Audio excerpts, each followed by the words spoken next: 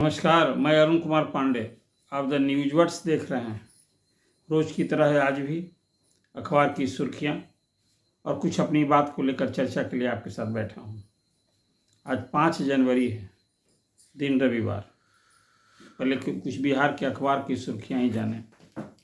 एक पिछले दिन राजद अध्यक्ष लालू प्रसाद ने मुख्यमंत्री नीतीश कुमार को फिर साथ आने का ऑफर दिया था और कहा था कि पिछली बार जिस ढंग से उन्होंने झटका दिया, पाला बदलिया, तो सब हम माफ़ कर दें। ये बात तो मीडिया से मुखातिब थे लालू जी और सवाल जवाब में ये बातें की। फिर क्या था, बिहार में राजनीतिक सरगर्मी बढ़ गई। अब ये क्यास लगने लगा कि क्या फिर नीतीश कुमार पाला बदलेंगे। हालांकि उसी दिन तेजस्वी यादव ने नीतीश कुमार की फिर महागठबंधन में एंट्री और साथ आने पर ताला लगा दिया था और लगे हाथ जमकर हमला बोला था। तो वैसी स्थिति में पिता पुत्र ही नीतीश जी पर अलग अलग स्टैंड दिखे। हालांकि उस दिन नीतीश कुमार से मीडिया के लोगों ने पूछा था कि लालू जी तो आपको ऑफर दे रहे हैं फिर साथ आने की, तो मुस्कुराकर उन्होंने बात टाल दी थी, कोई प्रतिक्रिया नहीं दी थी। लेकिन कल मुख्यमंत्री लालू प्रसाद के गृह जिला गोपालगंज के दौरे पर थे, प्रगति यात्रा पर थे और वहाँ उन्होंने अपने संबोधन में ये बात कही। 2 बार तो गलती हो गई। जो बात राजद छोड़ने के बाद वो बराबर ये दोहरा रहे हैं कि 2 बार हमने गलती की, अब जहाँ हैं मतलब अब भाजपा के साथ हैं तो हम हमेशा साथ रहेंगे। देखिए, नीतीश कुमार ने 10 साल में 4 बार पाला बदला। 2 बार राजद को छोड़ा, 2 बार भाजपा के साथ छोड़ा। तो हमेशा कुछ बात इधर उधर होती है तो चर्चा होने लगती है कि फिर पाला बदला क्या। अब तो चुनाव नज़दीक है, नवंबर 2025 में चुनाव होना है, तो इसके पहले ये क्यास लगने लगते हैं। हालांकि तभी हमेशा मैं ये चर्चा में अभी फिलहाल कह रहा हूँ कि ऐसी कोई राजनीतिक परिस्थिति नहीं दिखती है कि फिर नीतीश कुमार पाला बदलेंगे और वो महागठबंधन के साथ होंगे। राष्ट्रीय राजनीति के परिप्रेक्ष्य में कहीं दिख भी नहीं रहा। अब तो महागठबंधन में राहुल गांधी की बजाय ममता बनर्जी ने जब से ऑफर कर दिया कि हम तैयार हैं महागठबंधन को, तो एक नया कॉम्बिनेशन इक्वेशन बनते दिख रहा था कि लगे हाथ लालू प्रसाद ने भी समर्थन कर दिया, अखिलेश यादव ने भी समर्थन कर दिया, शरद पवार ने भी समर्थन कर दिया। तो एक दूसरी स्थिति वहाँ बनी थी कि क्या कोई नन बीजेपी नन कांग्रेस कोई एक विकल्प तलाशने की कोशिश हो रही है। खैर, अब ये बात तो हो गई कि नीतीश कुमार ने स्पष्ट तौर पर कह दिया है कि वो जहाँ हैं वहीं रहेंगे। 2 बार गलती की, अब गलती नहीं करेंगे। तो फिलहाल इस पर विराम लगना चाहिए। तो आज ये अखबार की सुर्खियां हैं, ये आपके सामने। अभी बिहार के लिए महत्वपूर्ण खबर ही इसको कही जाएगी, तो आपको सामने ये परोसना जरूरी था। और ये है कि अब तो चुनाव की सरगर्मी ने शुरू हो गई है। नीतीश कुमार प्रगति यात्रा पर हैं तो ये चुनाव के ही बहाने जा रहे हैं। जिन जिलों में जा रहे हैं वहाँ सैकड़ों करोड़ की योजनाओं का शिलान्यास, उद्घाटन, पीपुल्स कनेक्ट, जीविका दीदियों द्वारा जो स्टॉल लगते हैं उसमें देखना, और फिर किसी न किसी गांव का भ्रमण। पहले गांव में ही कार्यक्रम तय होता है किसी न किसी गांव में। तो ये मुख्यमंत्री का ये कहीं ना कहीं चुनाव के पहले जनता से कनेक्ट होने का और सरकारी खर्चे पर पूरे प्रदेश की यात्रा का ये एक अभियान है जो हर विधानसभा चुनाव के पहले करते रहे हैं। ये उनकी मुख्यमंत्री के कार्यकाल में 15वीं यात्रा है जिसका नाम प्रगति यात्रा रखा है। एक अलग है जहां ग्रामीण विकास विभाग ने महिला संवाद कार्यक्रम की एक रूपरेखा तैयार कर रखी है। हालांकि पहले तो हो रहा था कि मुख्यमंत्री ही अपने इस यात्रा में उसका महिला संवाद कार्यक्रम होना था, लेकिन ग्रामीण विकास विभाग का वो कार्यक्रम अपनी जगह है और प्रखंड स्तर पर वो कार्यक्रम ग्रामीण विकास करेगा जिसमें 2 करोड़ महिलाओं से कनेक्ट करने का है। तो वो कार्यक्रम अलग चलता रहेगा। सब कुछ तो चुनाव के लिए हो रहा है। वहीं विपक्ष के नेता तेजस्वी यादव भी जिलों के दौरे में हैं। वो कार्यकर्ताओं से कार्यकर्ता दर्शन का एक कार्यक्रम चला रहे हैं, यात्रा पर हैं और कार्यकर्ताओं से विधानसभा वार वो फीडबैक ले रहे हैं। तो ये तो एक खबर थी बिहार की राजनीति से जुड़ी। अब बीपीएससी की परीक्षा कल हो गई। 2 चरणों में 70वीं पीटी प्रतियोगिता की परीक्षा हो गई।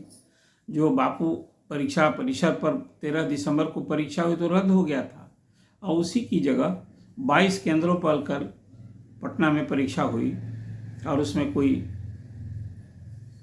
50% स्टूडेंट अपीयर हो पाए।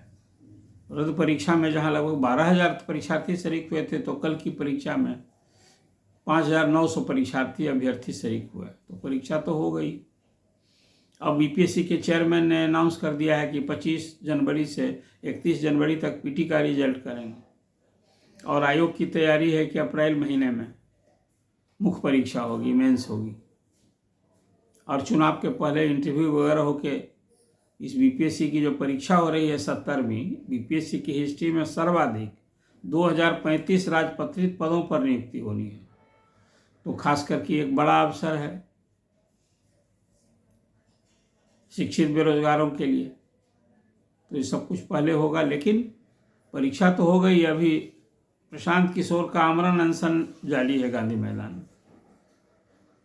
कल तो पटना के डिस्ट्रिक्ट मजिस्ट्रेट ने कहा कि परीक्षा हो जाने दीजिए, इसके बाद प्रशांत किशोर जो अनऑथराइज जगह पर अनशन कर रहे हैं गांधी जी के मूर्ति के पास, वहाँ तो प्रशासन से इजाज़त नहीं है, न तो उन्होंने अनुमति ली और न अनुमति दी जाती है। अनशन धरना की अनुमति जिला प्रशासन यहाँ गर्दनीबाग में देता है, तो कार्रवाई होनी थी। तो अभी तक तो वो धरना पर बैठे हैं, और उन्होंने कई अब दूसरा इशू बना दिया है। अब वो है कि भाई 2 परीक्षा होगी, एक प्रतियोगिता परीक्षा के लिए, एक नियुक्ति के लिए 2 बार पर 2 परीक्षा हुई, तो क्या नॉर्मलाइजेशन होगा? इन सवालों को लेकर वो मांग अपनी जगह कायम है, और अभी भी बहुत सारे अभ्यर्थी डिमांड कर रहे हैं कि ये पूरी परीक्षा रद्द की जाए और फिर से परीक्षा हो, तो होने से रही। अब प्रशांत किशोर का ये आमरण अनशन कैसे टूटेगा, एक सवाल है। अब इसमें कई मुद्दा उन्होंने जोड़ दिया है, भ्रष्टाचार का, शिक्षा की बदहाली का, यहाँ डोमिसाइल नीति लागू करने का, कई और मुद्दा उन्होंने जोड़ दिया है। लेकिन अब ये सब कुछ जिस खास मुद्दे को लेकर वो अभी आमरण अनशन पर बैठे थे, जब परीक्षा हो गई तो एक तरह से कहिए कि अब मुद्दा वो बहुत खास नहीं रह गया है। एक इशू है। अब आज सरकार ने, ऊर्जा मंत्री ने घोषणा की है कि भाई बिजली उपभोक्ता जो बिहार में 2,70,00,000 हैं, उनको बिजली की दर 15 पैसे प्रति यूनिट राहत दी जाएगी, घटेगी। और उनका कहना है कि पिछले वर्षों में जो बिजली के क्षेत्र में सुधार हुआ है, सप्लाई में जो लाइन लॉस होता था वो बहुत घट गया है। पहले 39% था, 19% हो गया है। तो अब ये जो सुधार हुआ है तो राजस्व भी बढ़ा है, वसूली बढ़ी है, तो बिजली की दर 15 पैसे प्रति यूनिट घटाई जाएगी। तो एक तो बिजली उपभोक्ताओं के लिए राहत की खबर है। लेकिन देखिए, मैं मानता हूँ ये जो अभी 15 पैसे प्रति यूनिट की दर घटाने की बात की है, वो हर घरों में जो अभी प्रीपेड बिजली मीटर लग रहा है ना, और उससे जो आम लोग परेशानी महसूस कर रहे हैं कि अनाप शनाप बिल आ रहा है, जितना उपभोग नहीं करते हैं उससे ज़्यादा आ रहा है, ये जो एक आम धारणा बन गई थी प्रीपेड मीटर को लेकर, और एक सियासी मुद्दा बना हुआ है। तो बिजली मीटर उपभोक्ता जो कहीं हैं, हर घर में तो अभी लगभग 60 लाख घरों में लग चुका है, और सभी सरकारी कार्यालयों में लगाए जा रहे हैं। अब सब जगह लगना है। एक और खबर, कल ऊर्जा विभाग की समीक्षा बैठक की गई थी, तो उसमें एक बात और हुई कि भाई अब तो 8,000 मेगावाट हम लोग यहाँ सप्लाई दे रहे हैं, और बहुत सुधार हुआ है। तो अभी कई तरह की बिजली क्षेत्र में राहत की बात हो रही है। तो ये कल 15 पैसे पर यूनिट रेट घटेगा, ये एक राहत दी जाएगी। एक खबर है, आज अखबार की सुर्खियां हैं, जो आप सभी विद्युत उपभोक्ताओं के लिए एक राहत की खबर है। फिर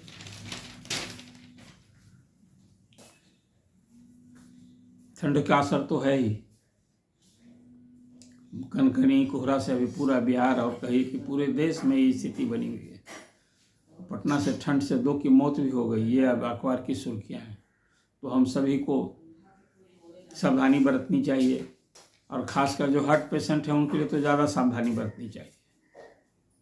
जिसका बीपी का प्रॉब्लम है, शुगर का प्रॉब्लम है, ऐसे लोगों के लिए ये ठंड जो है ना, ज़्यादा सावधानी बरतने की ज़रूरत है। तो आज ये एक खबर है, ये भी सुर्खियाँ बनी हैं। कल बेऊर जेल के अधीक्षक के यहाँ आर्थिक अपराध इकाई का छापा पड़ा है। ये भ्रष्ट अधिकारियों के यहाँ जो सरकार की कार्रवाई चल रही है ना, नीतीश कुमार का तो है ना कि भाई क्राइम, करप्शन और कम्युनलिज्म, ये सब पर जीरो टॉलरेंस है।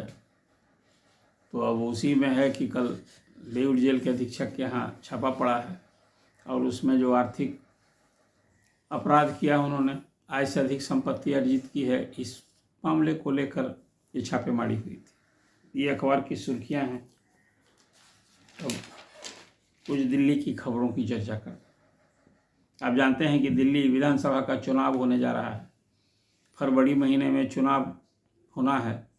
अभी घोषणा नहीं की है चुनाव आयोग ने, लेकिन मुझे लगता है कि इसी सप्ताह, जो सोमवार से शनिवार तक का जो सप्ताह होगा, उसमें डेट अनाउंस होगा।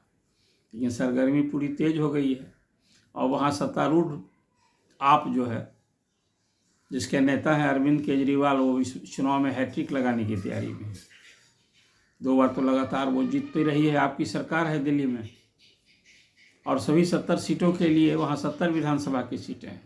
तो आपने तो सभी 70 सीटों के लिए कैंडिडेट की घोषणा सप्ताह पहले कर दी है। अब कल बीजेपी की पहली लिस्ट आई है 29 उम्मीदवारों की। उसमें अरविंद केजरीवाल के खिलाफ कौन कैंडिडेट होगा, वहाँ के अभी जो मुख्यमंत्री हैं आतिशी, उनके खिलाफ कौन कैंडिडेट होगा, इस तरह से 29 उम्मीदवार की सूची जारी की गई है, जिसमें 13 जो उनके भाजपा के जो 13 विधायक जो कैंडिडेट थे, वो उनको तो टिकट मिला है, लेकिन 16 नए चेहरे हैं। अब दूसरी तीसरी सूची भी आएगी। इस बीच बिहार में जो सत्तारूढ़ गठबंधन है, उसमें जदयू और लोजपा भी दिल्ली में चुनाव लड़ने के लिए तैयारी में है। पिछली बार तो 2 सीटें मिली थी जदयू को। अब इस बार देखिए कि जदयू को वहाँ फिर 2 सीट मिलती है क्या, या 3 सीट, जो भी डिमांड है। और लोजपा भी वहाँ चाह रही है इस बार। जैसे झारखंड में 2 सीट जदयू को और 1 सीट लोजपा को गठबंधन में, एनडीए गठबंधन में साथ ले रहे थे लोग। तो दिल्ली में अभी ये देखने को मिलता है कि नहीं, अब वो देखना होगा। तो एक ही खबर है, आज ही दिल्ली में प्रधानमंत्री अब चुनाव अभियान में एक तरह से लग रहे हैं, तो वहाँ भी जिस तरह से बिहार में नीतीश कुमार प्रगति यात्रा के दौरान यहाँ योजनाओं का शिलान्यास उद्घाटन कर रहे हैं, वैसे ही प्रधानमंत्री ने भी वहाँ दिल्ली चुनाव को लेकर ही अभियान शुरू कर दिया है। और आपको तो उन्होंने आपदा कह दिया है। ये आप नहीं है, दिल्ली में ये आपदा आई हुई है। इसको इस बार चुनाव में इस आपदा को समाप्त करनी है। इसी संकल्प के साथ भाजपा वहाँ भी चुनावी जंग में है। तो ये अखबार की आज सुर्खियाँ हैं, आपके सामने चर्चा की हमने। अखबार की प्रमुख सुर्खियाँ इस प्रकार थी। आपको ये चर्चा कैसी लगी, आप कमेंट कीजिए, लाइक कीजिए, अदर न्यूज़ वर्स को सब्सक्राइब कीजिए। धन्यवाद।